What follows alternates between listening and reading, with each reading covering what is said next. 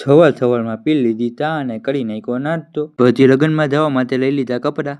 પછી આપણે લગ્નમાં જવા માટે થઈ ગયા તૈયાર ને અત્યારમાં તો મારા પપ્પાએ કાંઈક બીજું કામ સોંપી દીધું. હવે ઈ કામ પૂરું કરવા માટે આપણે જવું પડશે ભાવનગર. પછી આપણે નીકળી ગયા ભાવનગર જવા માટે. થોડાક ટાઈમ પછી આવી ગયું ભાવનગર ને આપણો વિડીયો જે 1,50,000 ગયો હતો ઈ. થોડાક ટાઈમમાં આપણું આવી ગયું પરફેક્ટ લોકેશન ને આપણે જઈએ છીએ મારા પપ્પાનું કામ પૂરું કરવા માટે. ઈ કામ માટે આપણે દાદરા ચડવા પડશે. ફાઇનલી મારા પપ્પાનું કામ પૂરું કરવાનો ટાઈમ આવી ગયો છે અને મારા પપ્પાનું કામ હતું મારા દાદીની દવા લાવવાનું.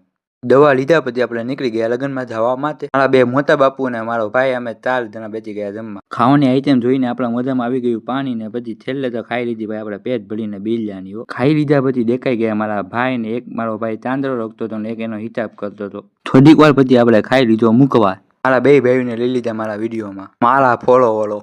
આ જો મારા મોટા બાપુ નાના છોકરાને રમાડે છે એની બાજુ મારો ભાઈ ચાંદરો રખે છે. લગ્નનું કામકાજ પૂરું કરીને આપણા ભાઈ ને એના ભાઈબંધ પાસે પહોંચી ગયા. ઘરે આવીને આપણે આ પોપટા ખાવી ત્યાં સુધીમાં તમે લાઈક, ફોલો, કોમેન્ટ, શેર કરી નાખો.